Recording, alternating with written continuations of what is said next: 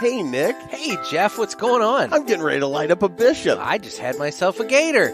Are you guys tired of hearing us say this? We're sick and tired of playing this. We are. And why don't we record it? We just keep doing it live every time. I don't know. You guys just need to go over to martinezcigars.com and pick up some Bishops and Gators. Yeah. Make us happy. Yeah. We'll stop playing this if you guys just buy our cigars. Tell you what, we'll make you a deal. What's that? If they go and buy the Bishop and Gator, we're going to do this podcast for free for them. There we go. Go buy Bishops and Gators. Hey, this is Michael Herklots. You are listening to the Cigar Pulpit podcast. What an awful name. Cigar Pulpit? Pulpit. Cigar Pulpit pod. Guys, really? It sounds like the cigar armpit at, I don't know, guys. Anyway, you're listening to a podcast. You're probably on your toilet right now and nothing better to do. So I hope you enjoy it. Ciao. Hello, everybody, and welcome to another sermon from the Cigar Pulpit. I'm the Bishop of the Burn, Nick, and with me, as always, It's Gator. And on the line, we have Michael Herklots. How are you, sir? I'm doing great. How are you fellas? Fantastic.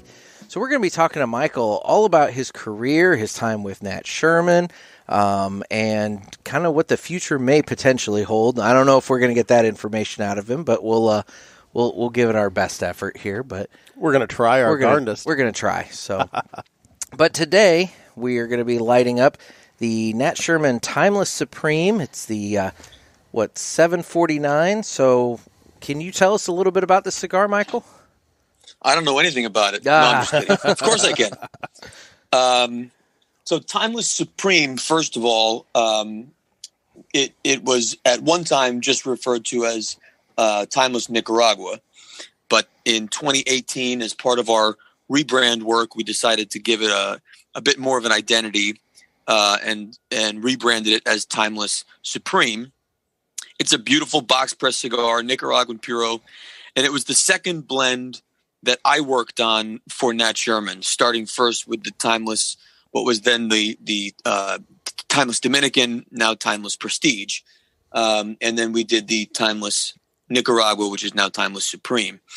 And what is really special about that cigar, of course, it's a Nicaraguan Puro, but more interestingly, there's no Ligero in that blend.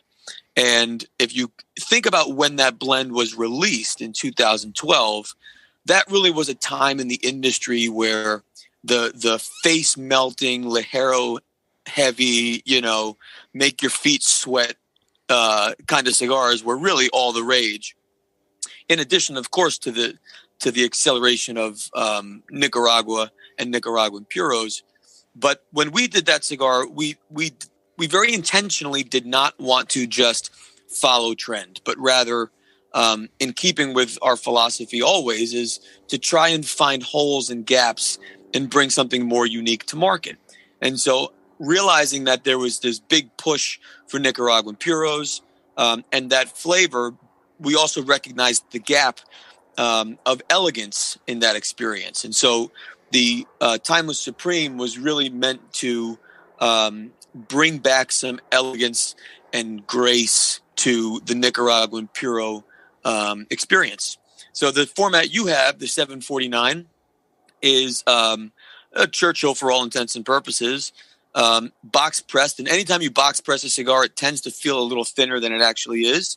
So that 49 box pressed really is a nice, elegant Churchill size. No, and you're right. It does feel a little smaller than a 49 ring gauge, but I guess that does make sense. So. I'm a big fan of the box press. Nick, not so much. So we're gonna. Yeah, I just kind of. For me, it's a mouthfeel thing, but I don't know. It's all a personal thing. I enjoy box press, particularly in larger ring gauges, because I don't really like larger ring gauges. So exactly. I find box press above a 50, I tend to like a lot more than round above a 50. Box press below a 50, it really depends on how it's pressed for me. I think generally I smoke more round than box, but I do like a nice box pressed, and I think that especially that 749 is just it's a great format. All right. Well, we're going to go ahead and cut the cigar, and the official cutting is brought to you by Riverman Cigar Company of Crestwood, Missouri. Our man Dan over there at Riverman, he's putting up with a lot. The lounge is now closed again due to by order of St. Louis County. I guess it's a certain percentage of people that can be back there, and by the time he kind of figured out his percentage, he figured, we'll just go ahead and close it, because I think he might be able to have like 2 people back there or something. So anyway. It's a crazy time. It is a crazy time. So, guys, we're asking you to support Riverman and all the other brick and mortars by giving Dan a call. He's got a great selection in his humidor. Lots of cigars that you can choose from, and he does do mail order, so if you don't have a brick and mortar in your area and you feel like supporting a brick and mortar, give Dan over at Riverman Cigar Company a call, and he will get a box sent out to you right away. So that's Riverman Cigar Company of Crestwood, Missouri. I need to get mine out of the cellophane. Of course you do. Really? Always a good first step. Yeah. Except he likes to draw this out and make a just horribly annoying It's really packed in show there. of it. It's really not. Sound like an old lady in church trying to get her cough drop out. Are you done? Got it. Thank you. All right, well, with that, it's time that we go ahead and cut the cigar. So, I have I'm going to V-cut, because I like to do that. There you go. You going to go with the V You know or what? the straight? I'm doing a straight cut today. Okay. Yep. Now, this ought to be interesting, because I will freely admit that in my poor planning of rushing over here and making sure that I was on the Zoom call on time and everything, I grabbed a quick smoothie for lunch, and so I'm hoping the cold draw doesn't taste like strawberry pineapple, but it's very possible. This is the flaw. We call that complexity, my man. Here's the thing, Michael. I just want to point this out. If you're coming on here expecting any sort of like expertise, you're way on the wrong show. Yeah, exactly. This is 2 guys Perfect. with microphones that just like to smoke cigars and talk about them and learn. So It's my favorite kind of guys. okay, good. There we go. We're in your wheelhouse. We're not then. going to be pretentious about Well, Nick will, but I'm not. And it makes me sound way more convincing, which is terrific. There you go. So, all right. Well, Jeff, cold draw thoughts. I had a piece of pecan pie this morning for breakfast, so I'm probably not. So you're blown too. Yeah, exactly. This is great planning on both of our parts. Can I offer you one little piece of advice? Sure. Please. The cold draw, which is pulling through the cigar, obviously without it being lit, is really, despite some reviewers spending paragraphs talking about the merit of the cold draw, I can tell you that in general we don't care. But more importantly, the value of the cold draw is to identify flaws that are hidden when you light it up. The thing that you really want to pay attention to on the cold draw is identifying flaws. And the most common would be mustiness or a mildew type flavor. Which Those we have would be gotten before. Yeah. So that is typically an indication of somewhere in the process poor storage. Of course, there are some cigars that tend to have that sort of mustiness very consistently. Every time you smoke one, you get that flavor. So it's tough to determine whether that's intentional or not. I can tell you from my perspective, mustiness and mildew is not favorable. So that's something that I look for to make sure it's not there, as opposed to making sure it's always there. But mustiness and mildew is probably the most important. The other thing that you can get in a cold draw is ammonia. And ammonia is difficult to detect once it's burning, although easier than mustiness or mildew. But ammonia present would be an indication that the tobacco was not fermented entirely. So anyway, on the cold draw, if you get a little strawberry from your smoothie and you get a little pecan from your breakfast, no problem. But more importantly, make sure you are not getting no mustiness, mildew, ammonia, or any other type of flaw-like flavor. Now, before we light up, we have a thing that we like to do. Well, okay, I like to do. You like to do it. I think the cold retro hail, which is just even ridiculous. Absolutely, it works. I don't know it's why. the same. So I also recommend when you smell the cigar before you light it, you smell through the foot, and do not be afraid to go right up foot to nostril, which I know sounds disgusting on a podcast, which is why you might want to consider adding some video support to this thing, because foot to nostril before lighting up a cigar could really be taken out of context. Now, do not do that in the cigar shop when you're just looking through the humidor. Avoid that. Only after paid. Exactly. You must pay for the cigar before you place it on your nostril, especially post COVID. But that also is as important to me as the cold draw, and to your point, the cold retro is a very important process. See, Nick, told you. All right. So do your cold retro then.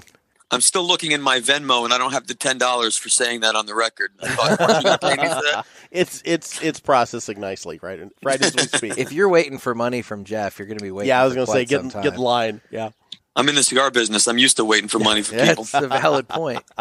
And again, like I said, I think I've kind of blown out my senses today. Okay. Yeah, the pecan pie was really good though. All right. Well, breakfast of champions. All right. Well, I'm going to go ahead. But you know what? I'll tell you something while you guys fire up. I was saying I'm going to light up. The idea of a palate somehow being damaged or worn out by tasting something else prior to tasting this, or like smoking too many cigars and saying, "Oh, my palate is worn out."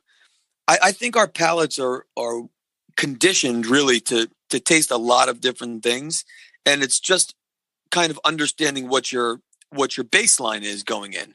So, like, the idea of a clean palate for me is ridiculous. Like, I don't know what a clean palate is. Is that minty fresh?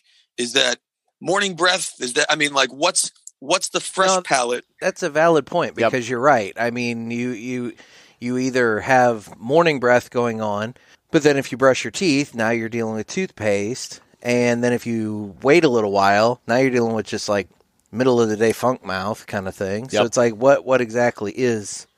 Yeah. I usually my rule of thumb is coffee. I usually like to go a week or so, with a complete solid baseline. Exactly.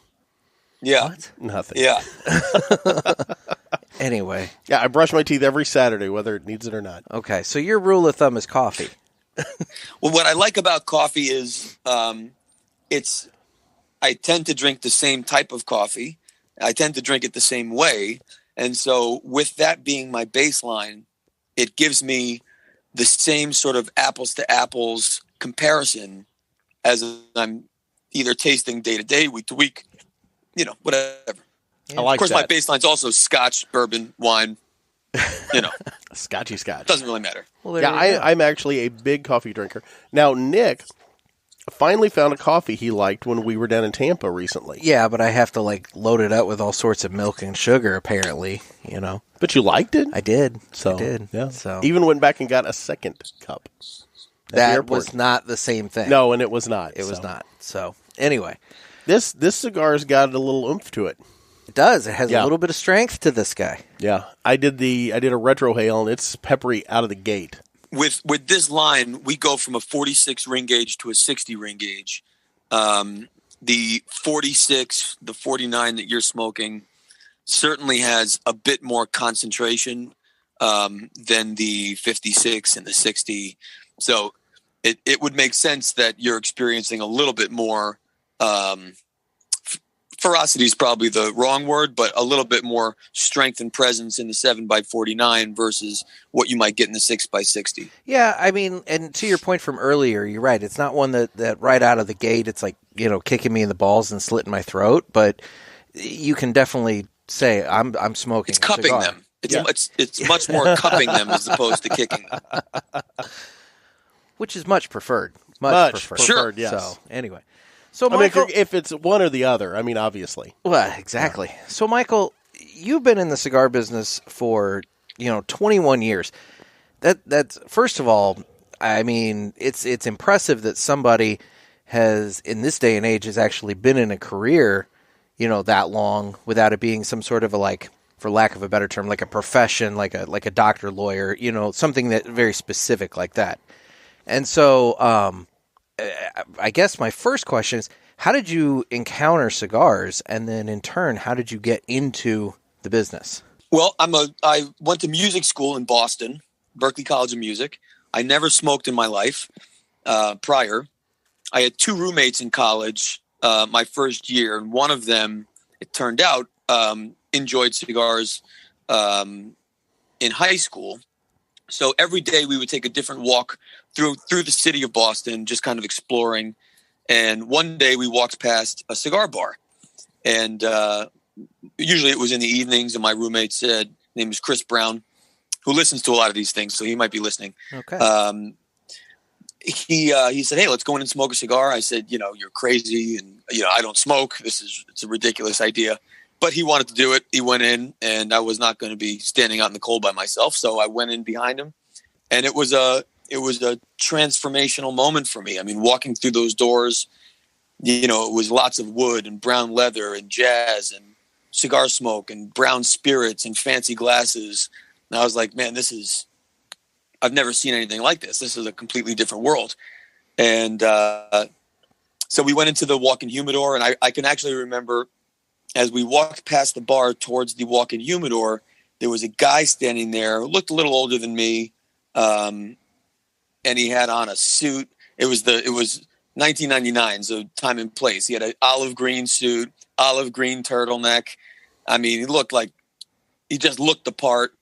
And next to him was a stack of CDs that had his picture on it. So I got to talking with him, and he was a student at Berklee about to graduate.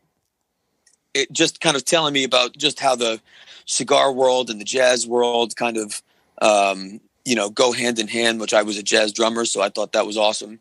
Anyway, we went in the humidor. My buddy Chris picked out an Ashton Classic Panatella, which is a very sort of long, thin, mild cigar. And we sat down. We each got a coffee. It was $3.50. I remember that being the most expensive cup of coffee I'd ever bought in my life. And just sitting down, Chris said, "Do you want to try it?" I said, "No." He said, "I really think you should." He explained to me that it's a puff. You're not inhaling. Also being asthmatic my whole life, that was a bit of a scary moment, but I figured, hey, what the hell? And I took a puff and I survived, and it was interesting. It was a flavor I'd never experienced before, obviously in a medium I'd never experienced before. And I thought, wow, this is really cool. So then we started enjoying cigars, maybe every other week or so. I certainly couldn't afford it, which then was the sort of precipice to finding a way to afford it. And really at that time, the only way to do that was to find a job selling cigars. So there was a little kiosk in the Prudential Center Mall that sold cigars, and it turns out another guy that lived on my floor in the dorms was graduating, and he worked at that cart. And so I said, his name was Phil. And I said, "Phil, I know you're graduating. You have to introduce me to the owner. Like, this is the perfect kind of day job for me. I was going to school through summers. I wanted to graduate early, so I had to move off campus. So I needed a job anyway. And one thing led to another, and I ended up getting that job.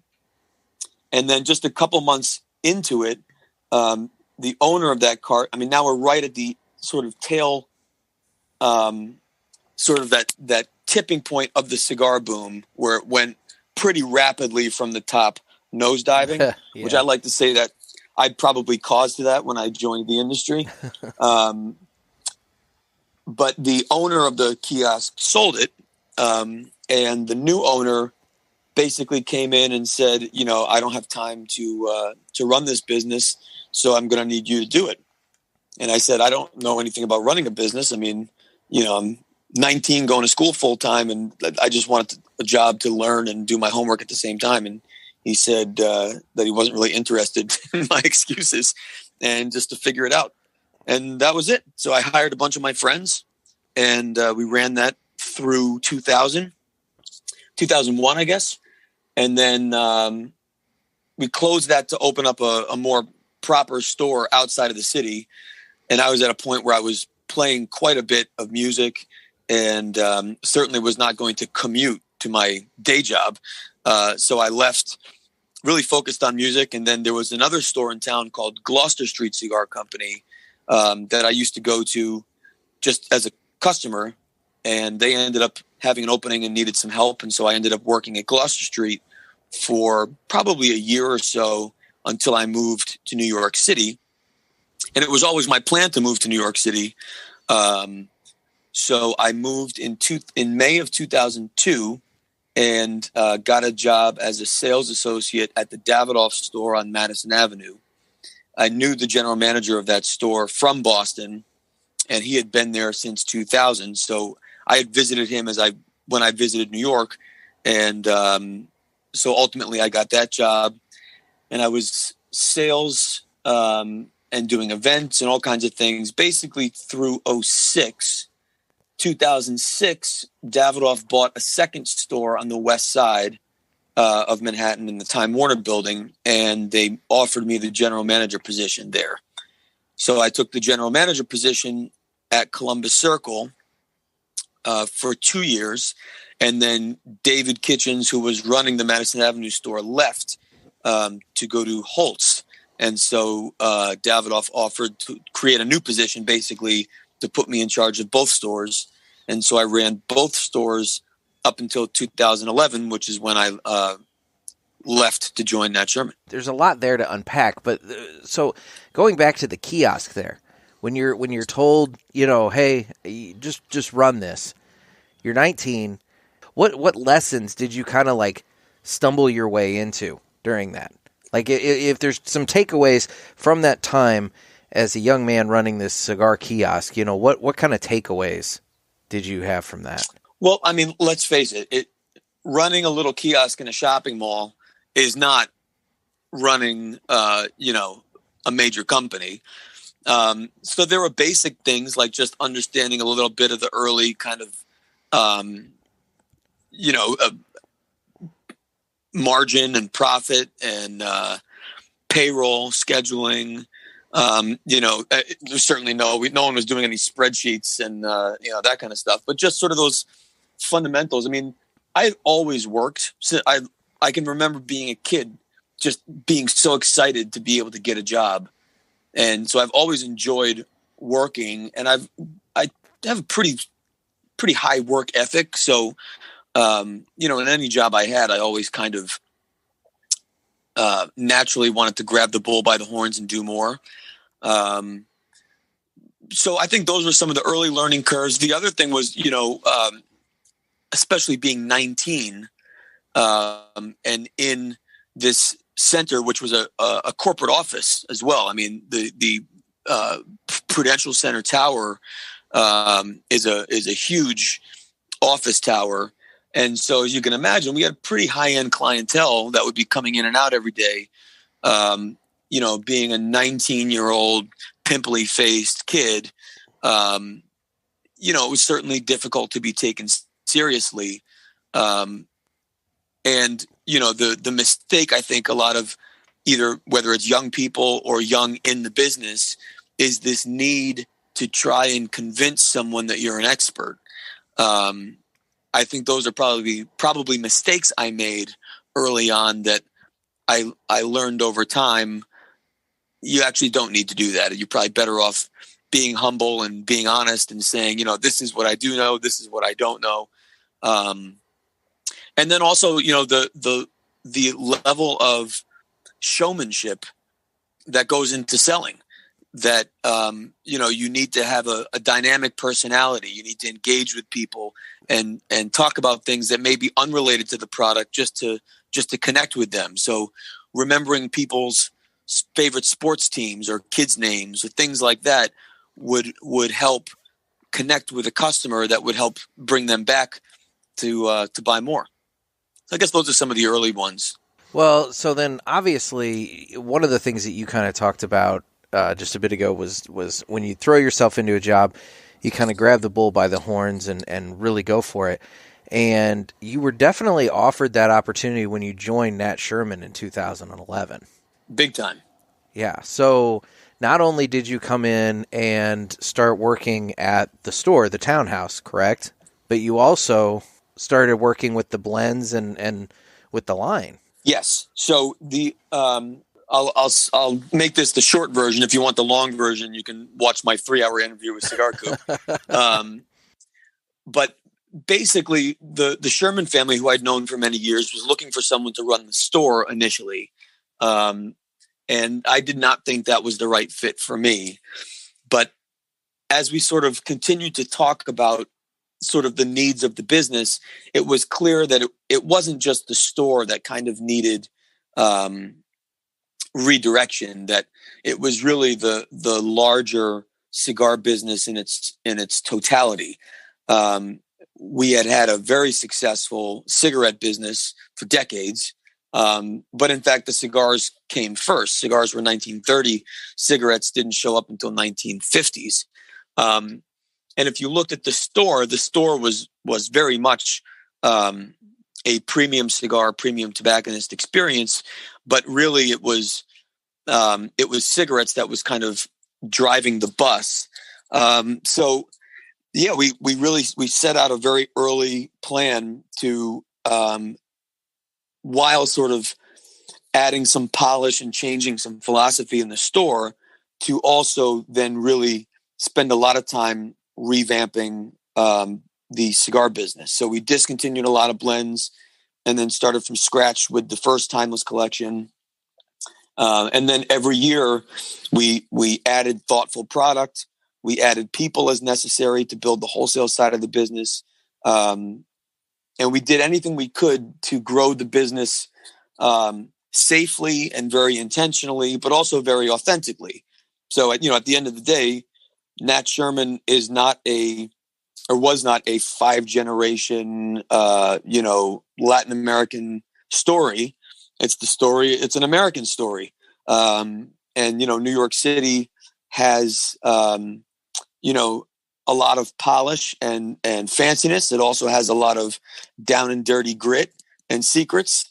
And that very much was the story of Nat Sherman. So, we were very thoughtful about how we told the story to make sure that rather than trying to create these, fancy marketing tales, that really we just looked back into our own history book and tried to tell our story better than maybe we did in the past, and do things that were more illustrative rather than a gimmick. Things like, for example, my favorite example, the store was never called the Townhouse until 2011. We moved there in 2007, but by calling it the Townhouse, it immediately created an image in people's minds that was identifiably different and unique than if I said the Nat Sherman store. If we say the Nat Sherman store, you probably think of the store that you shop in and imagine Nat Sherman on the front. When we say a Nat Sherman Townhouse, that immediately scaled up the perception of what that was. And then by default, we then had to scale up what that experience was in service, in range of products, and in the level of experience. Well, and by calling it the Townhouse, it also added this kind of level of gravitas to it that made it almost like its own destination versus when you say experience. Yeah, whereas when you say a shop, it's it could be one of a chain or something like that. Whereas this, it's like the crown jewel kind of thing. But also, no one said it before us. Yeah. So the moment we said it, there was only one. And when you are only one of one, that is a nice stake to be able to claim. Now, one of the areas that I wanted to briefly touch on with you, so when you were working on kind of revitalizing the line of cigars, I read that you had worked with the Quesada family. And Jeff and I were fortunate enough to meet Manuel Quesada at an event in Weston, Missouri, back in 2019. He came out for an event, and through the stars aligning in the universe and whatever else, we ended up on the back deck of a friend of ours, Corey Frisbee, we ended up on Corey's back deck with Manuel and Oscar Valadares sitting there just talking about cigars and life and everything else. And we totally scammed our way into that. It was the best night ever. It was great. It's the best way to do it. Yeah. He is, there are a lot of iconic people in our industry. I don't think there is one who is more loved and respected than Manolo Quesada. I've never heard anyone say anything negative about him ever. And I've known him, now almost half my life. I also scammed my way into his life. And David Kitchens, who used to run Davidoff, was quite close with him. In fact, his daughter, Manolo's daughter, Raquel, his oldest daughter, went to school in Boston and worked at Gloucester Street when David ran Gloucester Street. And so he had a very close relationship with the Quesadas because of that relationship. And he would go down to Dominican pretty often, usually once a year, and just take a little vacation, spend time in the factory, see the country. And so he invited me to go with him, I guess in 2003 or 2004. Prior to that, when I joined Davidoff, certainly Manolo would come to New York and come to Davidoff, and we'd do events. So I was friendly with him. But then that first trip to Dominican, I became friendly, not just with him, but also his family and his daughters. And obviously I'm much closer in age to his daughters than I am to Manolo. So even though Manolo and I were very close, I also became very close with the young ones, as Manolo refers to that generation. And so we spent a tremendous amount of time together over the years. Now it was interesting that the Sherman family was already working with the Quesadas since the 90s, and Manolo was very friendly with the Shermans and vice versa. And of course I with Manolo, and I was familiar with the Shermans, but I would not say I was close with them. But when it came time to really hit the ground running on product, when I suggested that we really go all in with Quesada, the Shermans were in violent agreement because of their history. And then it was it. I mean, I went prior to Nat Sherman. At that time, I was probably going to Dominican maybe twice a year just to go down and hang out, maybe 3 times a year. But starting in 2011, I was down there probably every 6 weeks for 9 years. Wow. Very cool. Yeah. So you're with Nat Sherman, and how long was it before you received word that Nat Sherman had been sold? So as a member of the executive team, I got brought in prior to the transaction because there was obviously a lot of transition work that needed to be done. So the transaction was January 17th of 2017. And I was brought in somewhere like late October, November, something like that of 2016. So I was I was surprised to learn the news. But I was not surprised when the announcement was made because I had already been at the table by that point. Gotcha. So what sort of challenges and differences did that present to you in your position? Well, the challenges some of them were actually very similar. I mean, there is a lot of adjacent compliance risk when you are in the cigarette business and then any other business. And the Shermans were obviously very successful in the cigarette business. So even if I compared Nat Sherman to Davidoff when I made that switch, there were things that were sort of standard in the cigar industry that I was familiar with that we could not do with Nat Sherman because of some of the associated risk with being in the cigarette business. So a lot of that risk I already had a pretty good understanding of. As you can imagine, Nat Sherman's ownership versus Altria's ownership is Altria is a much bigger company, and therefore has a much bigger risk potential. But I was pretty prepared for that. And honestly, the the leadership at Altria was incredibly gracious and humble to say, we don't know anything about the premium cigar business. So we will do our best not to get in your way. Here are all the people you need to know. These are your resource support. This is your compliance support. This is your regulatory support. This is your law support. And please keep us posted, and we'll continue to learn, and we'll just do it together.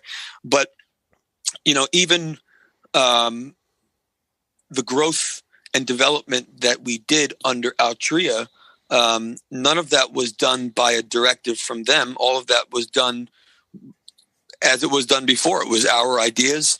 We made a business case, and we got support. So it was it was an interesting time. There was a lot of things we could not do. For example, the day the acquisition happened, all of our social media went dark. Our websites went dark. Even interviews like this were very few and far between for me to be able to participate in. But they also recognized that those were unfair challenges. And so they did the best they could to try and help us find solutions and workarounds, and for them to get more comfortable with us being able to do things. So, it was certainly challenging, but it was still a lot of fun. And I mean, the ability to work with a Fortune 100, Fortune 200 company, man, there is a lot to learn, and a lot you can learn when you're in an organization like that. And so I had a great time. So then, obviously, that brings us up to the news from 2019 that Nat Sherman was being put out for sale as a brand. And I guess, what were your thoughts at that point? And then, ultimately, we all kind of know where that ended up this year. How do you feel COVID kind of impacted that sale situation? So let me make sure that we clarify. Nat Sherman was not for sale. Nat Sherman was a cigarette. Yes. And still is a cigarette. So the brand Nat Sherman was never for sale. The Nat Sherman International, which is the non-cigarette business of Nat Sherman, was for sale. So that is Timeless, Metropolitan, Epoca, and Cora, which is our accessories business, our wholesale team, the townhouse. That is what was for sale. So it was never the Nat Sherman brand. It was Nat Sherman International, the business, and the brands that were sold by Nat Sherman International. Again, I was part of the process prior to the announcement. And, honestly, it was very generous of them to even consider selling us.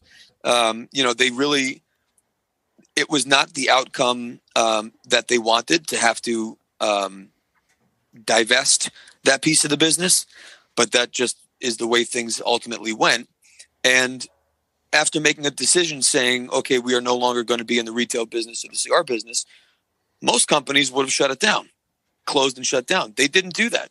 They gave us plenty of time and plenty of resources to explore landing the business with new owners, which, again, I just think is profoundly generous and way more complex and difficult than it would have been just to close. But, I think that's further evidence that they really had a lot of admiration and respect for our business and our people, and they wanted to see it live on. They felt that it was the right thing to do. So we did meet with a lot of interesting potential buyers, and that was from the fall all the way into the spring, really. And by March, February, we had it narrowed down to, really our priority buyers. And by March, we were at the table with the preferred buyer, and things were moving quickly. It was going to be a great deal, a great opportunity. COVID was just kind of starting. It had made it to the U.S., but mostly just in California. As we know now, it was more places than that, of course. But following the sort of timeline of how things unfolded. As you recall, it was mostly Seattle and California where it began. So it was there at that point. And we all met in person. We had our final diligence lists to go back and do. And when we regrouped, it had spread pretty quickly, and we pumped the brakes. The buyers pumped the brakes. But, that also would have been the perfect opportunity for Altria to say, all right, listen, this is not the time to sell a business. Let's face it and wrap it up. They didn't do that. They said, okay, get creative and take more time if you need time. Let's turn every rock over. And we did. And so we really, right through the summer, we were engaged with lots of different buyers, thinking very differently about how the transaction could work. Ultimately, our last two deals were just getting too complicated, and that was in July. And we finally just at that point made the tough decision to say, we need the time to shut this business if we're going to shut it, and the clock is ticking. So we just made that final decision, unfortunately. I have to say, throughout the whole closure time period, after it was announced that, that was that and it was going to close and everything like that, I followed you on social media and everything, and you were incredibly gracious and professional throughout that entire situation, and that couldn't have been easy. Well, no one wants to watch videos of me crying in my breakfast. Well, I do, but that's true. But you're a weirdo. Kind of speaks to who I am in my core. We had a 90-year legacy, 90-year history of doing things the right way. We've always run the business with a level of class and elegance and graciousness. And at the end of the day, we look at the decision that was made to close the business, and it was purely a business decision. It wasn't based on financials. It wasn't based on the success of the business. It wasn't based on the quality of the products or the people. It was purely one of those, just it's business, and it's way above the pay grade of any of us to make a decision like that ultimately. And so, when you think of all the people and all the generations of folks who came before me, and especially those who came with me and after me, there just was no reason to go out with any less grace and dignity than we had to build the company in the first place. And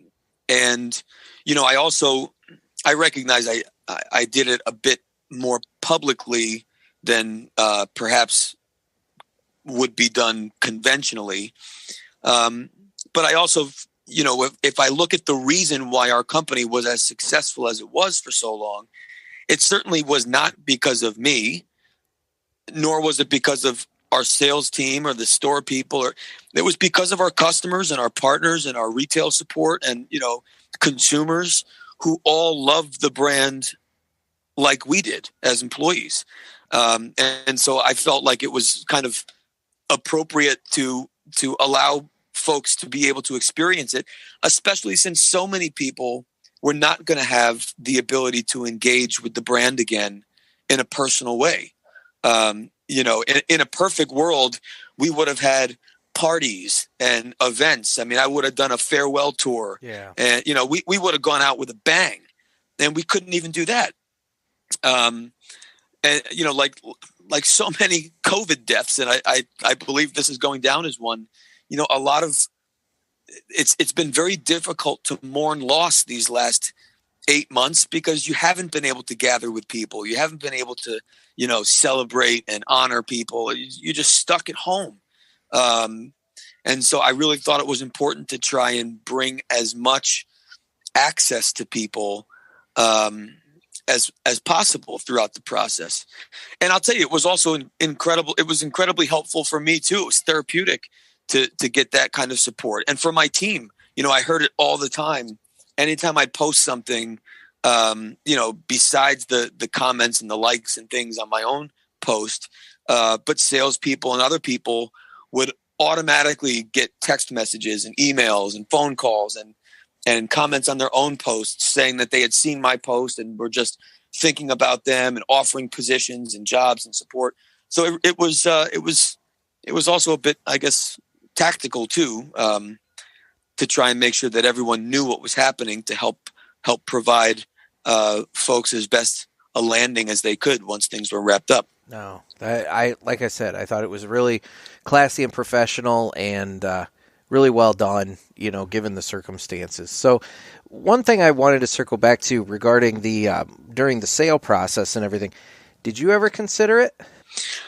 A lot of people have asked me that. No one's asked me that on a podcast. Thank you very much. Of course I did. But the way the deals were all being structured were obviously designed for best outcome for everybody. And, in order to really make that work, I mean, not to waste too much time with that extra explanation, but our business, the Nat Sherman International, was supported by shared resources from the cigarette side. So human resources, finance, compliance, regulatory, all of that stuff were shared resources. So for a smooth transition and a successful transaction, the best outcome would be for a company with existing infrastructure to acquire it, so that the transition would be seamless. Had I bought it, or even attempted to buy it, the lift of trying to prop up a business that was already so scaled up, to have to prop that up with no infrastructure and start that piece from scratch is like rebuilding a foundation, but trying to leave the building intact. And I'm not an engineer, but it doesn't sound like a very good idea to me. So, I certainly thought about it and dreamt of it, and it just wasn't in the cards. No, I understand it, but I can also imagine that being in that position, that it had to have crossed your mind. So that's why I wanted to ask. Yeah, that was even.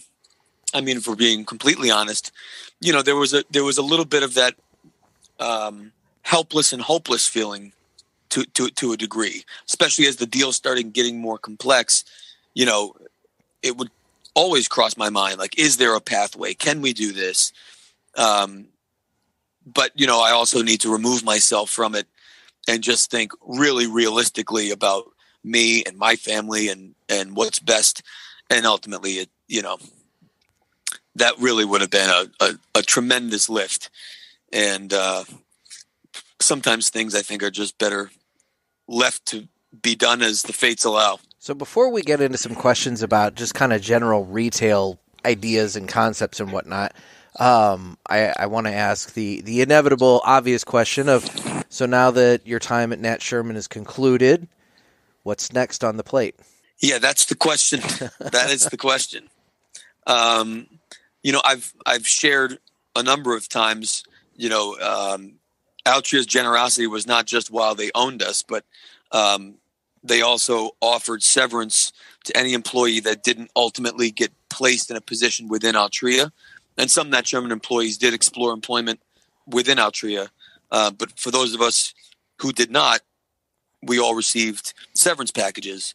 And, that really has given everyone a tremendously soft landing. So at this point, it's almost the holidays. Obviously, I'm kind of getting my ducks in a row and talking with friends and colleagues and peers and just kind of understanding the landscape of possibilities. But I'm not in a huge rush. And as you can imagine, no one is in a huge rush to add major headcount, I think, going into the holidays and during a pandemic. Yeah. But the support from the industry has just been incredible. And I'm really enjoying just kind of brainstorming and spitballing ideas and catching up with my family and really considering every option to make sure that the decision I make, leaving Davidoff to join Nat Sherman was not an easy decision. But it made sense in whatever the ultimate, story of Michael Herklots' career was going to be. I could sort of see that next chapter making sense. So here we are at the conclusion of the second chapter. And, now I feel like I'm sort of sketching out the third chapter story. I'm not quite putting pen to paper to start writing the story, but I'm starting to put together what that third chapter is going to look like, so that I can write it, I guess, in January. Well, I know coming up in February, you're going to be co-hosting The Great Smoke. Yes, sir. You want to talk a little bit about that? Give a plug to that real quick. For folks who don't know what The Great Smoke is, it's hosted by Abe DeBabna of Smoke Inn. He has several stores in Florida, and he's been a very good friend of mine. I mean, I've known him since my Davidoff days. We've served on boards together, and he's been a customer and a friend since I joined Nat Sherman. And he's always just been really ahead of the curve when it comes to innovating the customer experience. And so he started this event a long time ago, and Nat Sherman always supported it. It was disappointing thinking about a February that I wouldn't be able to support it. Although I was thinking I was going to figure out how to go anyway. And then he texted me and said, call me when you can. I have a crazy idea. And he said, how would you like to co-host it with me? And I said, I don't even know what that means. He said, me neither. But it looks like you're going to have a little time, hopefully. And if you're in a new role, then that'll be great. And if you're not in a role, that'll be great too. And to just do what you do. And, it's funny, as a musician, my whole life, I've always approached the cigar business the way I approached being a musician. So from performance and stage showmanship and stage presence and, taking it seriously from an education standpoint. As a jazz musician, there's a tremendous amount of study to jazz. And cigars are very much the same. Jazz and cigars are so similar. I mean, even how, if you look at jazz as a subset of the music industry, it's a rounding error to the music industry economics, and premium cigars to the tobacco sphere is largely the same. And yet it's probably the hardest. It takes the most passion. You make the least amount of money. It's the most appreciated by the people who truly love it, and yet completely misunderstood by people who haven't bothered to learn it. And so just the idea to get together with a group of people, both virtually and in person, to celebrate the industry again is an opportunity I couldn't pass up. Oh, that's awesome. One of the things that, and you were on earlier when we did the cut and the ad for Riverman Cigar Company. So one of the things that Dan Ponder over at Riverman and I have talked quite a bit about is kind of the future of the cigar lounge in a post-COVID world. And, we have our thoughts on it. Obviously I don't want to see it disappear. But we've kind of talked about a lot of different things, not just the cleanliness aspect. Like, for example, I've had a couple of lounge owners talk to me about how through this time period, they've kind of come to realize some things that they didn't realize before, which was, if a guy comes in and buys like a 8x80 cigar and sits there for 4 hours, he's taking up that space in the lounge, and he's buying one cigar and then leaving, whereas maybe other people are coming in and in that same 4-hour time period, they're buying 2 or 3 cigars and enjoying those. And so the cost to benefit, ratio for those customers is a little different. And so, it's kind of bringing up a lot of different aspects for the retailers in terms of how to operate and how they want to operate in a post-COVID world. And so I guess what are your thoughts on that? What do you believe lounges are necessarily going to look like? And then maybe what are some takeaways that some lounge owners and cigar shop owners need to consider after everything kind of is able to reopen in some fashion? Well, first of all, the fact that you are having the conversations, anticipating the fact that the landscape has shifted and that things need to be done differently moving forward is a huge advantage. I think there are lots of people who are not having those conversations and, then will wave their arms in the air when things don't return to normalcy, saying, what am I supposed to do now? And, just make excuses. So I applaud you guys for having those conversations because I think they're very important. The idea of lounge economics has always been a major issue. If you look at the history of a tobacconist, it was never the business model to consume on premise. The business model was always to purchase on premise and consume where one consumes. So you smoke in a bar, you smoke in a restaurant, you smoke in all the places where people used to smoke. And as smoking bans became more and more prevalent, obviously the responsibility of the retailer shifted to also become a venue. What I believe is paramount to success is to identify if you are a venue or not. Is that the business model? Because that will determine everything else, economically, service-wise, afterwards. You can't be both. So you can have both, but you can't be both. I gave two presentations on this subject.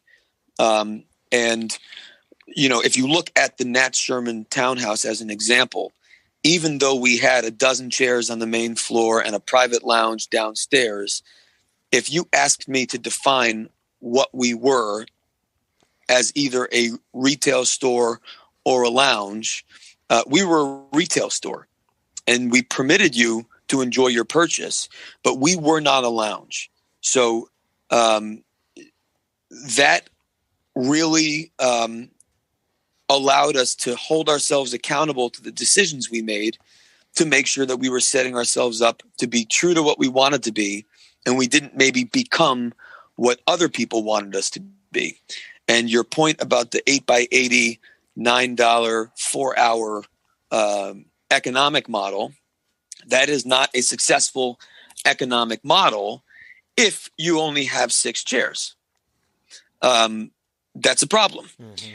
The other thing, historically, I think it's fair to say most retailers would agree, particularly retailers that don't have bars, that the 80-20 rule of 80% of your business comes from 20% of your people largely holds true in every business. And most of those 20% of the people doing 80% of the volume are probably not the people buying 8x80s and sitting down for 4 hours. So, but there's something about being there for the other 80% and allowing them a place, right? Because we still need the other 20%. No, that's exactly it. I mean, not to interrupt, but Dan and I have talked about that too, that, maybe you might see some lounges or shops that have lounges shifting from a just open to the public model to like a paid membership model. And I can understand that. I'm not necessarily a fan of that because I think it restricts both the diversity of both person and, kind of idea and thought that goes into that room. I mean, there's people that I've met. Well, the issue though is post-COVID, yes, which is how you crafted. So yeah, if we think about pre-COVID, much easier to have these conversations. Mm-hmm. Post-COVID is very different because we don't know how it's going to ultimately play out. If you had asked me in March, or February, March, April, even as we contemplated our own store and its challenges, I was confident that we would be able to win back the business because I think people would want our service. And the longer things progressed, even though people, of course, would find other ways to acquire our products, they would be less inclined to find alternative ways to enjoy our products. Because let's face it, there are very few venues to enjoy premium cigars. However, as the pandemic went on, particularly in the Northeast, and work from home was extended, ultimately people found ways to enjoy the products. And so now we had a dynamic shift in consumer behavior where, I originally assumed that once people got back to work, then of course they'd fall back into the routine of coming by the store and enjoying the cigar. But the reality is people weren't coming back to work. And so the people who would have come back to enjoy the cigar aren't there. They're in their homes. And so they've now found alternatives of venues to enjoy their products, whether it's in their garage, on their back porch, in a new room that they built in their basement. There are alternatives. And so now you've changed consumer behavior twice. You've changed it in how they purchase, and you've changed it in how they consume. And so that creates a significantly larger problem for a brick and mortar retail tobacconist / lounge to try and win both pieces of that business back when consumers have already replaced that behavior. And so I think that comes down to really accentuating and enhancing all of the areas that cannot be replicated anywhere else but face-to-face. And so that's when you get into cleanliness, service, comfort, all of those pieces. I guarantee the store has better ventilation than a guy's garage or basement. The store probably has nicer furniture than the guy's garage or basement. The guy in the basement has to clean his own ashtray. The guy in his garage has to tidy up after himself and take out his garbage. In a retail tobacconist or a lounge, we do that for you. But then that also comes at a cost. And so what is the economic, we embrace the idea that our favorite bourbon costs twice as much when we sit somewhere and drink it than when we drink it at home. We accept that. And we certainly can't bring our own bourbon to our favorite bar, or we wouldn't have our favorite bar anymore. Mm-hmm. So I also think there's going to have to be some shifts in the business model, that perhaps single cigars purchased to consume may carry a slight premium, whereas cigars that are bought in larger bulk to take home or to ship home would then offer more value. Our model in Nat Sherman was the membership was free, but it was paid in advance. So we were $3,000 a year, but 100% credit. You paid us $3,000. We applied it to your account, and it basically provided a minimum upfront commitment to an annual spend that then gave you a locker and gave you access to the lounge. The locker was not yours; it was ours. So you could only keep in the locker what you purchased in our store. Those types of offerings really allow you to put service first, and accommodation and hospitality. Renting a locker gives entitlement to the leaseholder. Being offered a locker to keep their purchases maintains possession of that experience to the retailer. And in my opinion, in everything we did at Nat Sherman, it was always to maintain possession of the experience. And that also means the retailer should not be seated with their customers. I mean, that's immediately lowering the bar. You don't have the restaurant owner seated at the table next to you, or even worse, at your table, having dinner with you.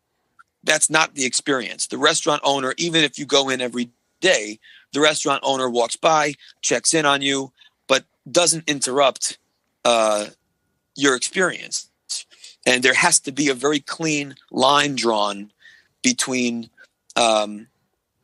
formality and familiarity. And that was also a major part of our process and cycle of service at Nat Sherman. We always maintained formality, even with our most familiar customers, so that it never was reduced to familiarity, which ultimately means that formality becomes sacrificed.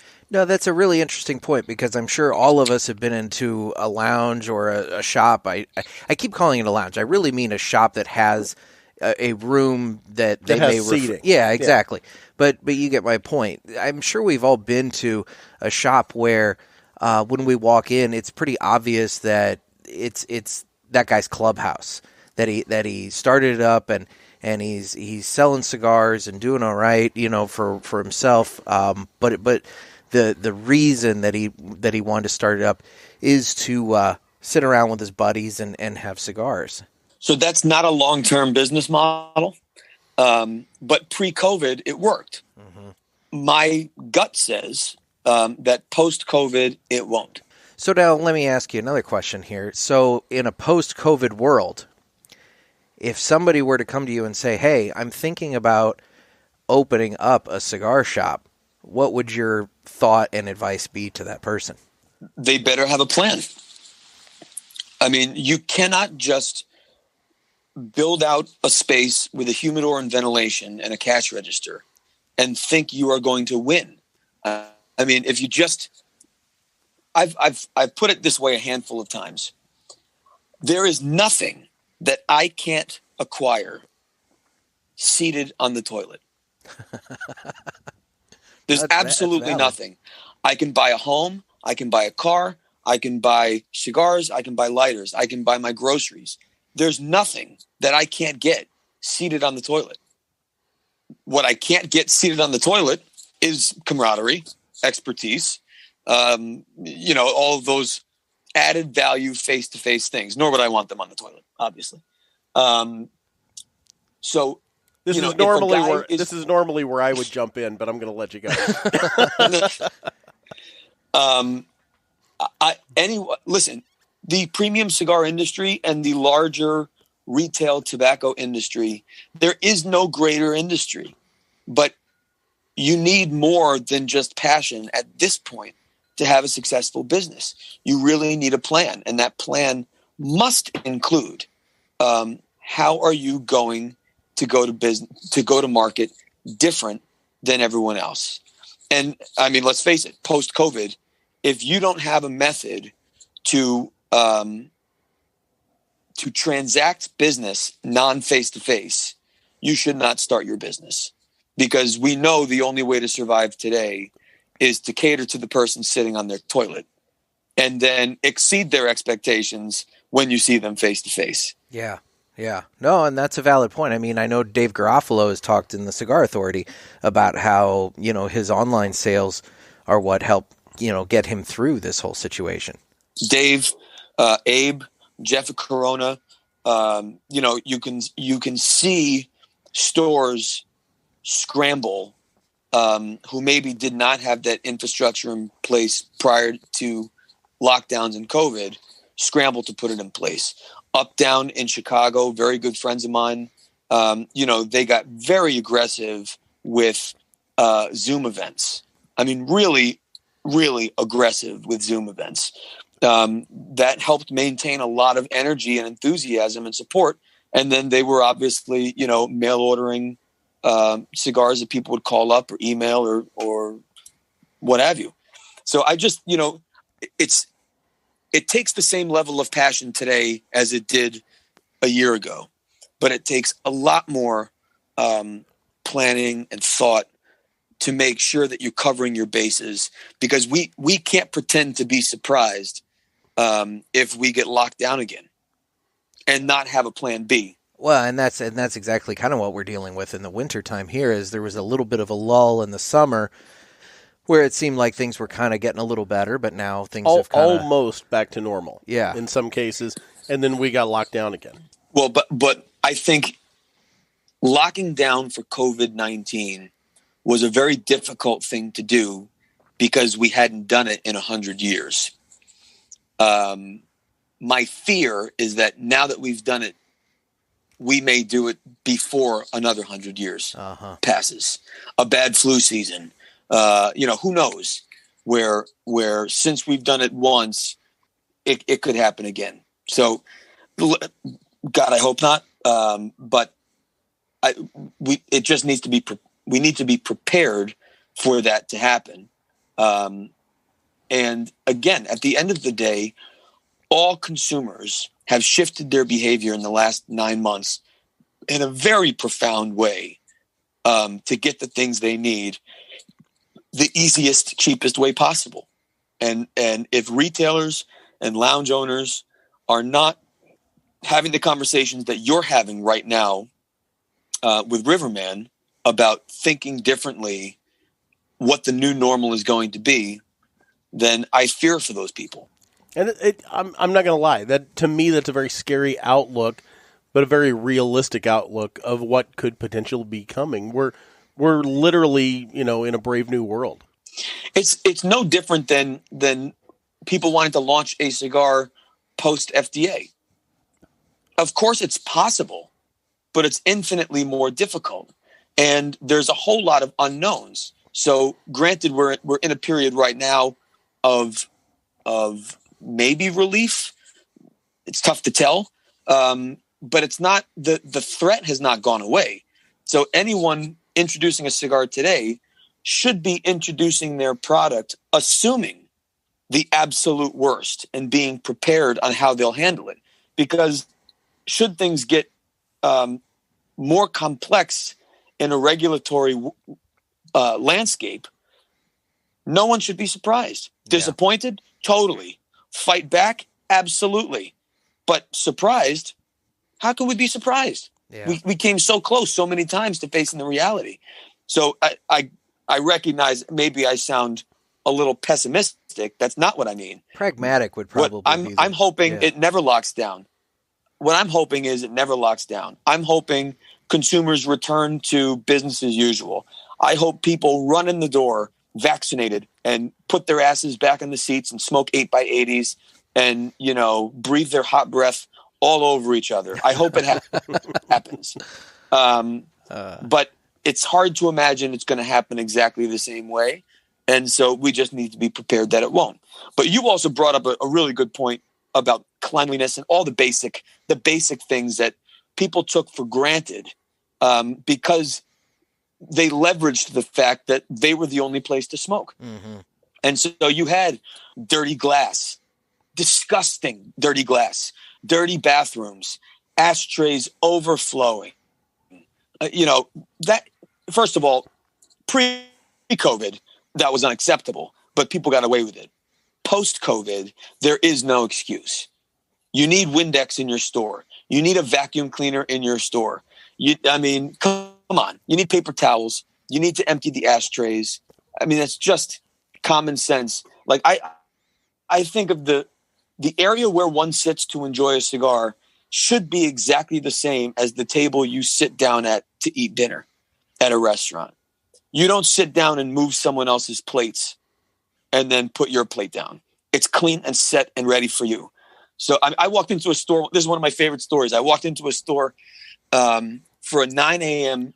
meeting with the owner, and there was one customer smoking, and on the center of two tables were those huge stinky ashtrays, not the little stinky ashtrays, the huge like Sunday gravy bowl ashtrays filled with butts, like to the top. Oh my gosh. So that's got to be at least a couple days worth of smoking. I walked in, I was like, oh my God, you had a busy morning. What time did you open up today? 4 a.m.? How did you get this many cigars smoked, already? And he said, no, that's where we put them. I'm like, that's where you put them. That's where people sit. That's disgusting. I mean, it stinks, number one, and it's a bowl of germs. Yeah. I mean, that couldn't be grosser.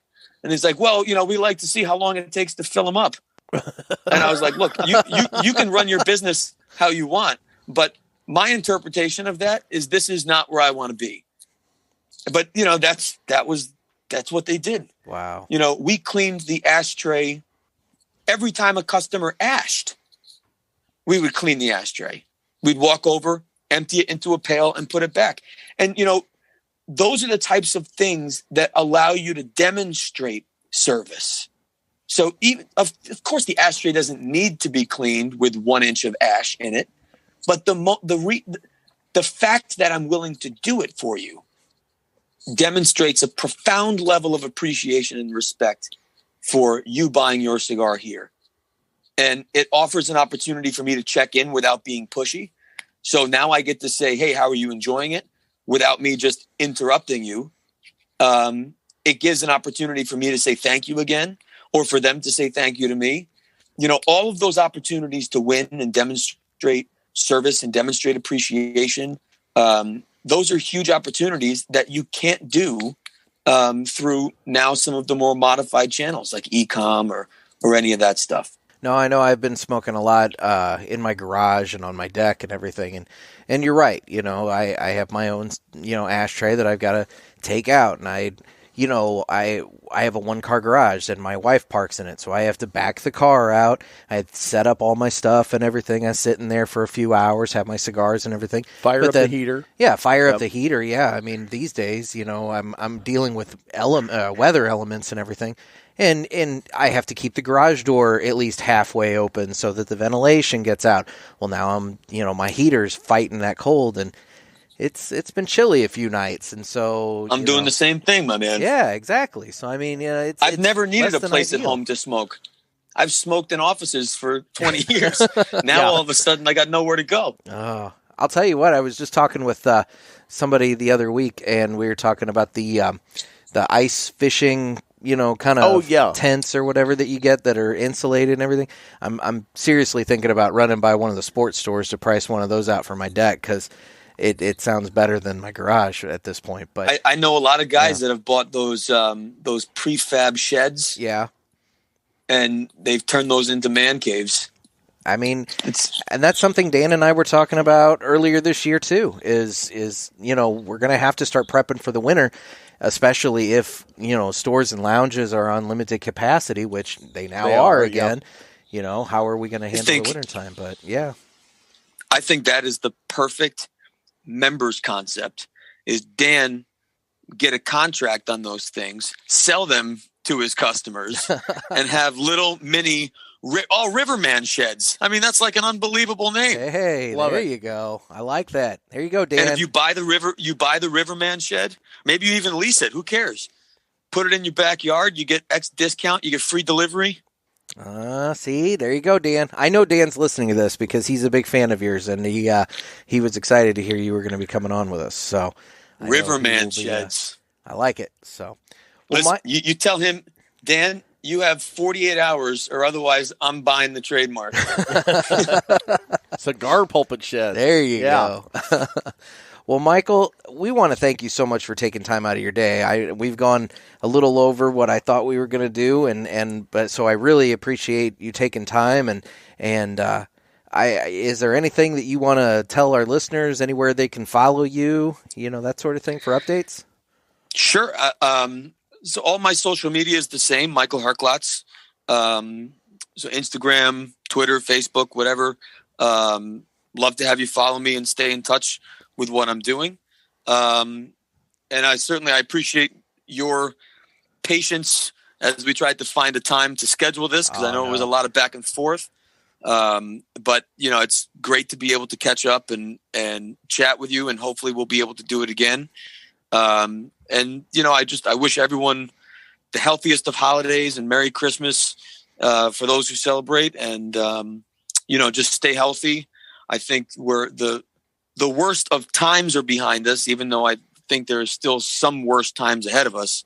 But let's just all be smart and do what it takes now so we can wrap this thing up and get back to being in lounges so I can get myself to Riverman and we can smoke a cigar together, because there's nothing I would rather be doing right now than having this conversation face to face over a cigar instead of on a podcast. Well, I am 100% confident that both Dan and I would be more than happy to treat you well out here in St. Louis and show you the sights and have a good time. So we'd love to have you join us. Let's plan it. All right, let's plan love it. I think it'd be great. So, well, Michael, thank you so much for your time. We're going to continue smoking this Timeless here, and we're gonna move on with the rest of our show. So thank you so much for everything. Go to it. Thank brother. You all.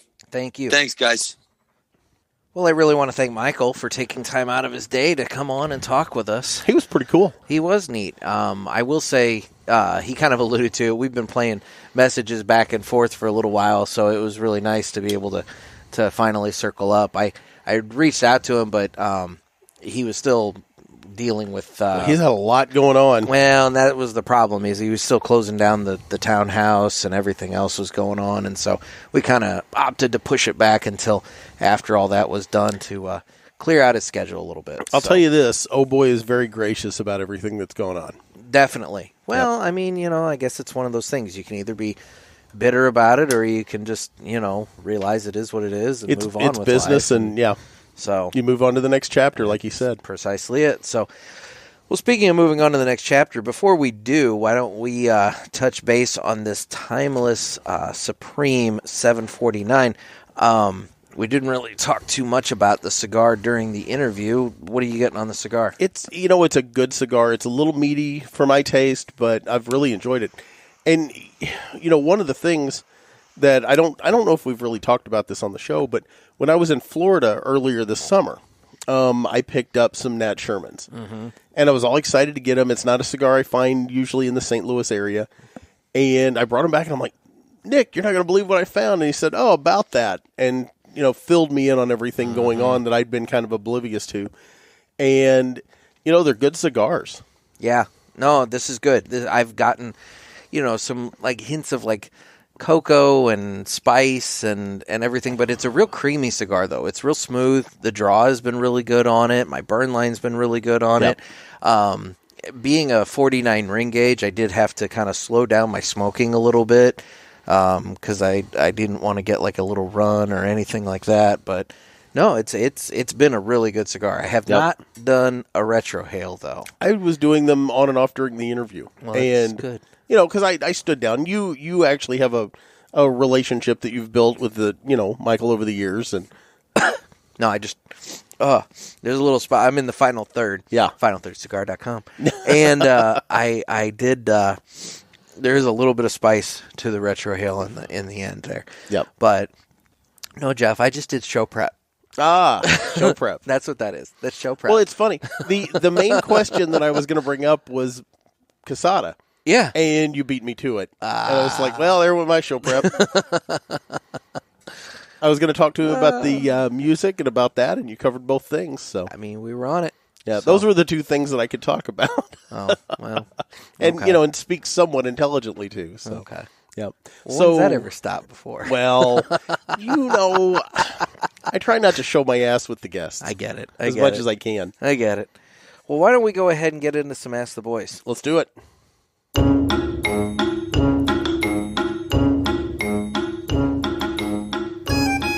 All right, everybody. I say this every time. I mean it. We need your questions. We do. Call the Ask the Boys hotline. It's the whole point. Area code 863-874-0000.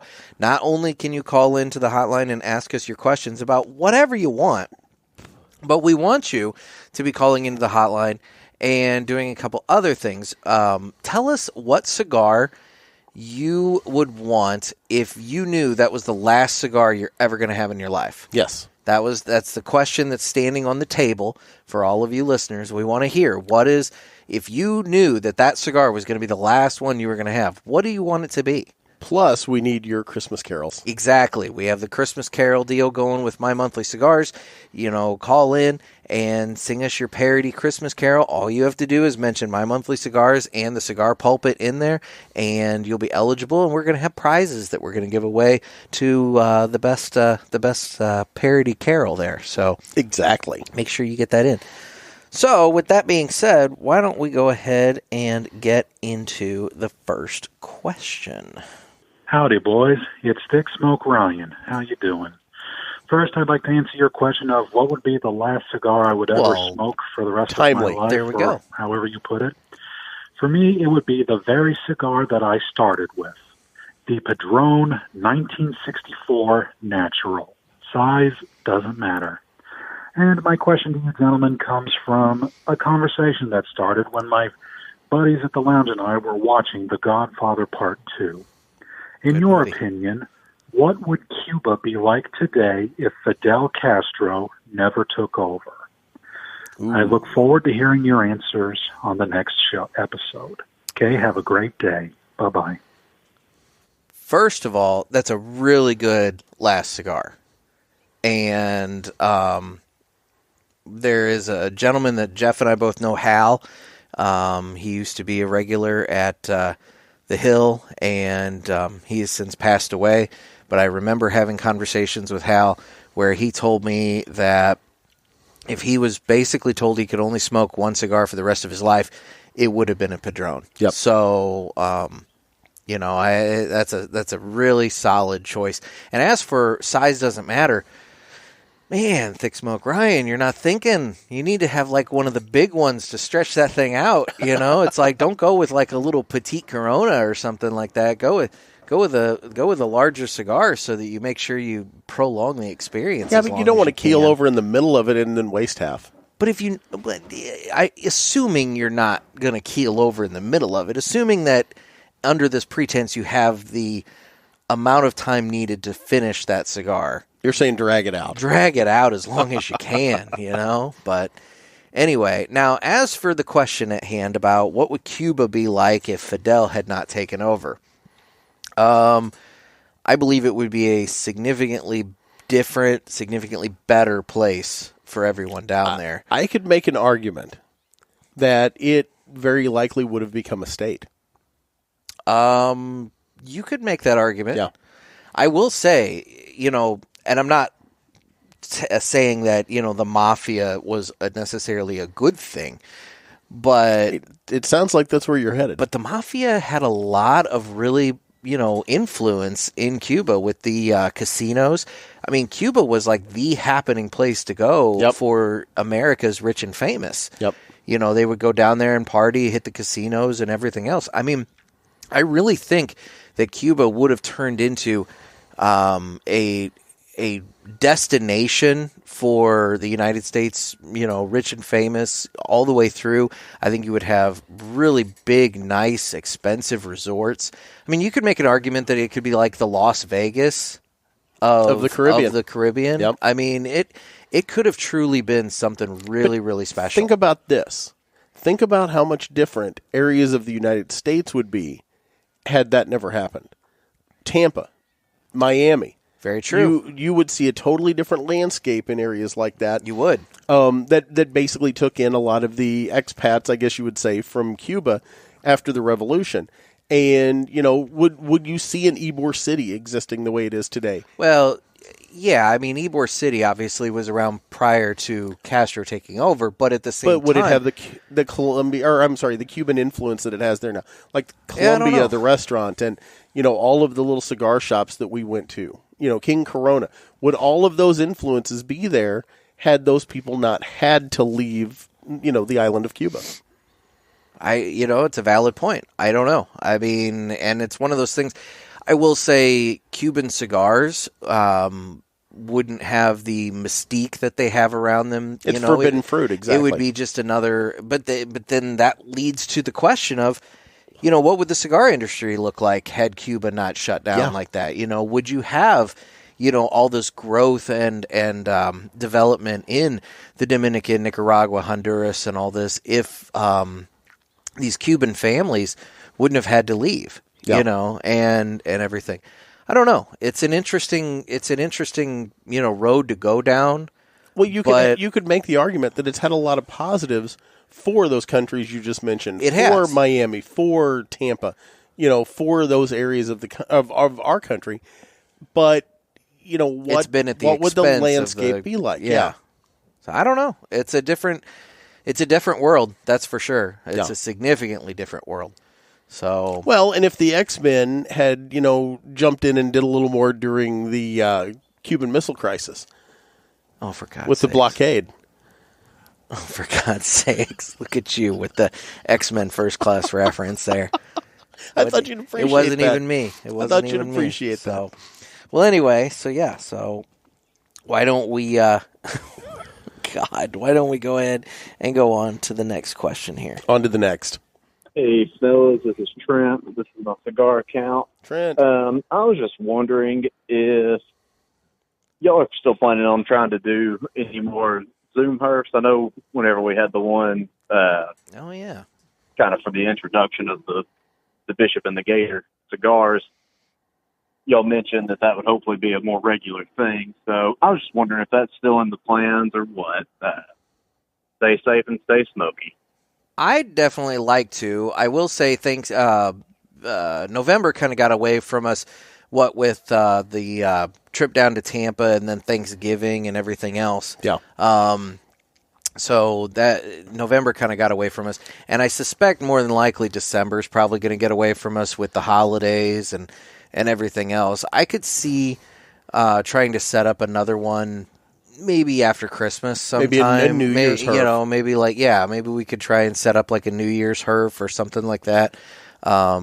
It's just hours in the day. Yeah, it's what it boils down to. I mean, I don't know.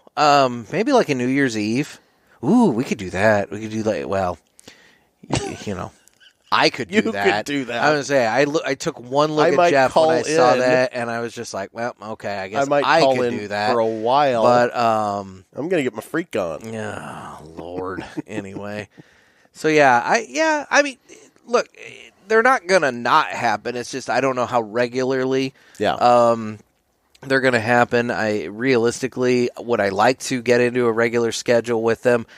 I would. Well, let's be honest. Where am I going to smoke? But it just when it's cold to do herf. Well, Dan at Riverman has invited us to use I'm going to have to go over there, to do that. You know, we could set up everything and just be based from there. That's what we're going to have to do because God knows I can't sit out on this deck. Yeah, no. When it's 20 degrees out. Oh, hell, dude. It's 40 degrees out and my fingertips are numb right now. I can't believe you've survived this long, I've been huddled the up. The sun's blaring down on us. Thankfully, the sun is out. If the sun was not out, I don't know if we would have been able to do this. But anyway, so...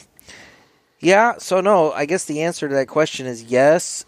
Stay tuned. There will be something at some point. I just can't exactly tell you when, but I do really like the idea of some sort of a New Year's thing. I don't necessarily know about New Year's Eve since everybody's super busy, that specific evening. But I don't know, maybe sometime in that window between post-Christmas and pre-New Year's, that might be a good time frame to try and, set something up. And for those people that can make it, they can make it. And for those that can't, well, let's catch us next time. Anyway, so yeah, that's it for Ask the Boys this week. We just need your questions, so make sure you get us those. And call and you do so by calling the Ask the Boys hotline at area code 863-874-0000.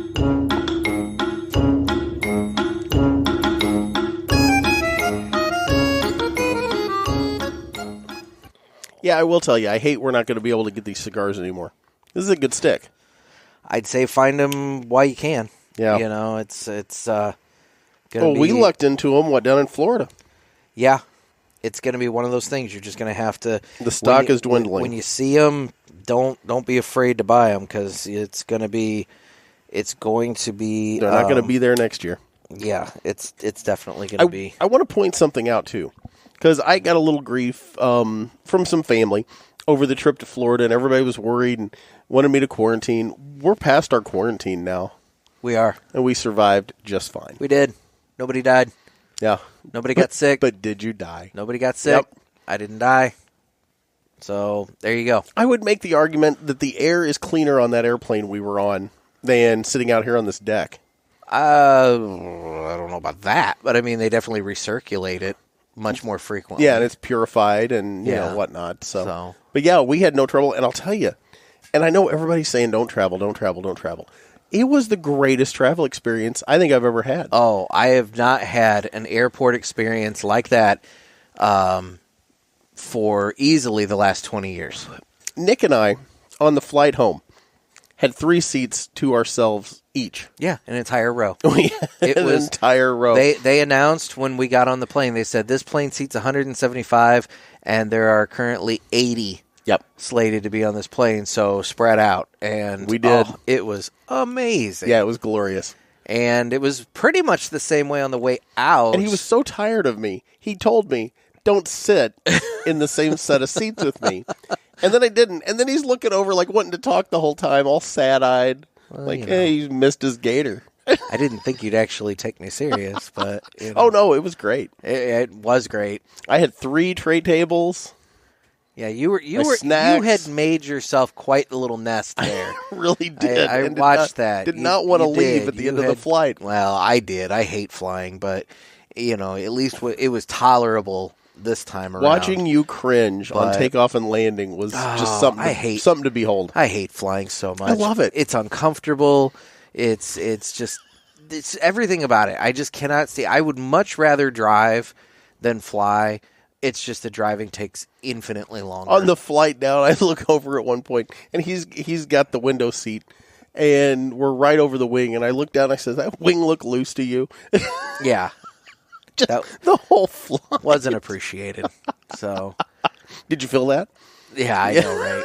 It's that kind of bullshit. Which I thought was really funny until the people in the row in front of us started turning around and looking at me, and I'm like, I'm going to get kicked off this plane. I was going to say, this is when Jeff encounters the federal agents. Yes, exactly. I'm on a watch list now. Yeah, you're not exactly saying the B word, but, you know, you're coming dangerously close. Yeah. So, anyway, well, it's time for our weekly review from our friend Larry the Mute.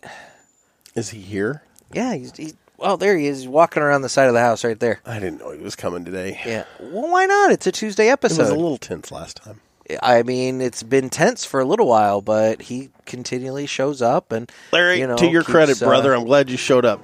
Keeps stepping up. So here, grab a seat, buddy. He's got his chair. All right, Larry. So what are we reviewing today?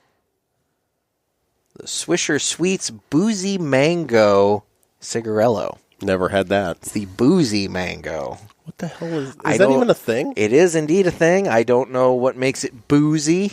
Maybe it's got some sort of alcohol flavor along with the mango, but I don't know. But it's the Swisher Sweets Boozy Mango Cigarello. So, Larry, why don't you tell us what makes it boozy?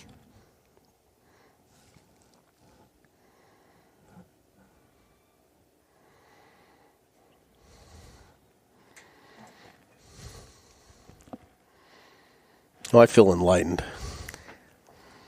You're such a dick. You're such a total dick. You were so enthralled with his review there that you're sitting there picking at something at your knee.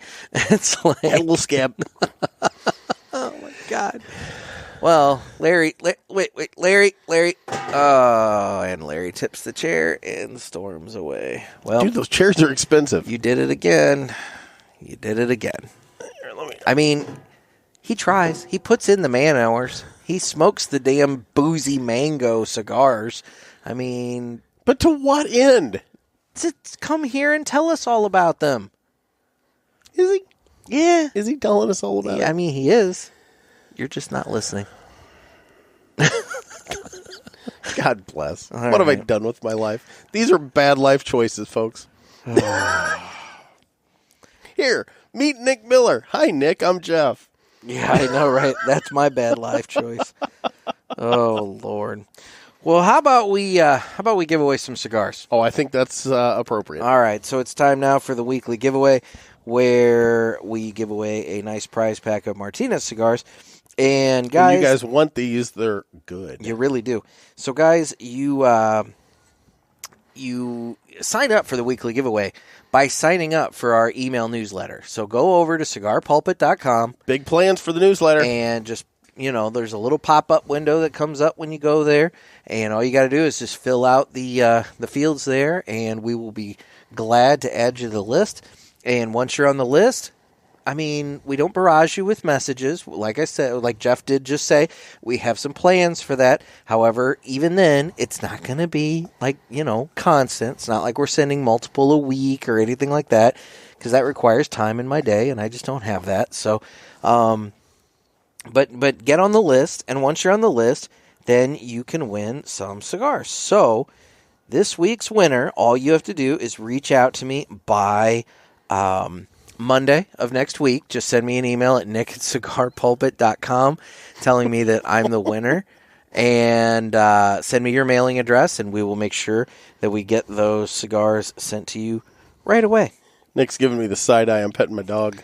He's holding his dog up against his chest, rubbing the belly, and this poor little long-haired Chihuahua just looks so irritated. She was the one begging me for attention during the whole podcast. She looks really irritated. Aw, little girl. So, Lucy girl. All right, well, why don't we go ahead and give away some cigars? Let's do it. This week's winner, like I said, reach out to me by Monday, and I am going to butcher this last name.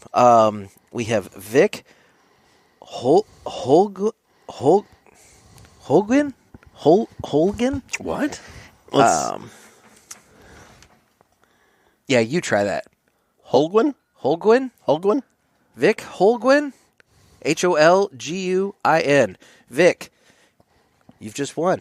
Yeah, so all you got to cigars. do is just send us an email, and let me know your mailing address, and we'll get those sent to you right away. Sorry about butchering your last name. I swear we really need pronunciations. We do. Yeah. Yeah. But they're just filling out a little automatic thing, so it's kind of hard to add that. Yeah, I don't know if I can add a field for what's the phonetics, spelling of your last name so that I can read it out. But anyway, so sorry about that, Vic. We just butchered your last name, but you won cigars, so it kind of evens out. There you go. So to sign up for the newsletter or anything else, how do folks follow us? You go over to Instagram. We are on Instagram at The Cigar Pulpit, as well as at Naked Gator, Nekkid Gator. My page. We're also on Facebook, Twitter, YouTube. Obviously, cigarpulpit.com is where you can sign up for the newsletter.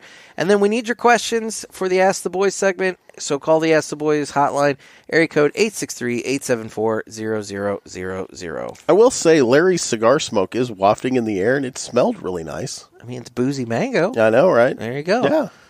But anyway. Well, sorry you left in a huff. Yeah, well, that seems to be the way it goes around here. Kind of a pattern we've developed. It does. Yeah. So.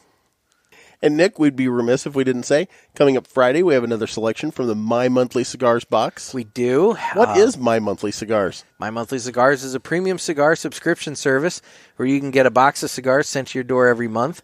Come in a variety of sizes. We get the Robusto box, which is 4 cigars for $30. Nick also offers the Presidente, which is 8 cigars for $50. That's right. It's 2 of everything that's in the Robusto box, so it's good for sharing. And we would be remiss if we didn't point out that the Robusto and El Presidente are both covered by Nick's Msrp Guarantee, which states that the value of the cigars within the box is guaranteed to meet or exceed the price of the box.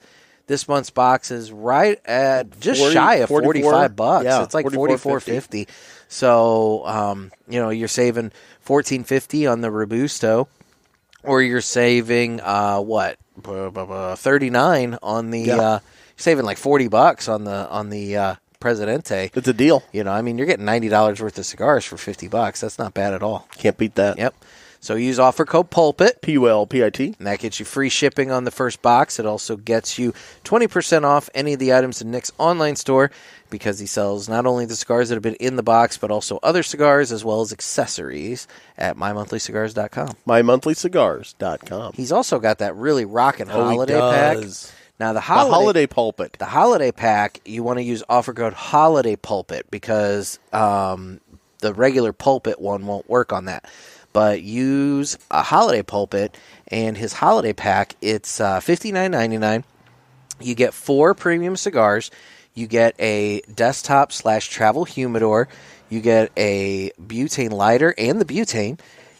You get a cutter, and you get a $25 My Monthly Cigars gift card. So, for $60, you're really getting like a ton of stuff, and you're getting that gift card. So it kind of sort of evens out to being only around $35, depending upon, you know, if you're buying it for yourself, if you're buying it for someone else. If you're buying it for someone else, it's a fantastic gift. It's a good starter gift for somebody, but on the flip side, I don't know any cigar smoker that wouldn't be happy to get another travel humidor and lighter and cutter and everything. So they all come in handy. Exactly. So it's a great gift. So head on over to mymonthlycigars.com. There you go. So Lucy's back on my lap again. Yeah. She just can't get enough love. Nah, she looks pretty pitiful. She looks pretty upset. So are you? Oh, poor girl. Oh my God! Now she really does. She's like looking down, but like looking up, so you're seeing like the whites of the eyes. Yeah. I mean, this is pathetic. Like, please help me. Anyway, well, while Jeff plays with his dog, I guess we'll wrap go it ahead up and wrap this up. Lucy, you got anything you want to add for the good of the group? The one time she's That's quiet. Yeah, I know. Yeah, I was gonna say She barking her head off earlier. Uh-huh. Oh, little girl. Anyway, well, once again, we really want to thank Michael Herklots for coming on. Final thoughts on the Timeless Supreme there, Jeff? Good stick. I really like it. I like I said, it's creamy. It's smooth. It's creamy. It's I'd say it's a strong medium. Oh, easily. Yeah, it's definitely a strong medium. It was at the top of my scale. Yeah, it's got some spice to it and everything else, but it's good. It's a good cigar. So I'm upset that it'll be difficult to locate. But yeah, it's a shame. Anyway, so it was Jeff, so much fun today, and that was a great interview, Nick. So thank you for coming down. No problem. This has been another sermon from the Cigar Pulpit. I'm Nick. I'm Gator with Lucy. Stay safe and stay smoky, everyone.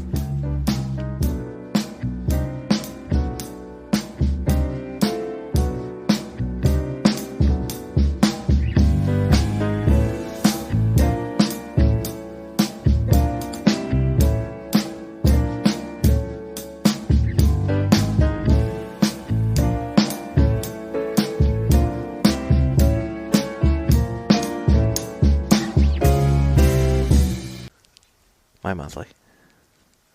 You're on your period?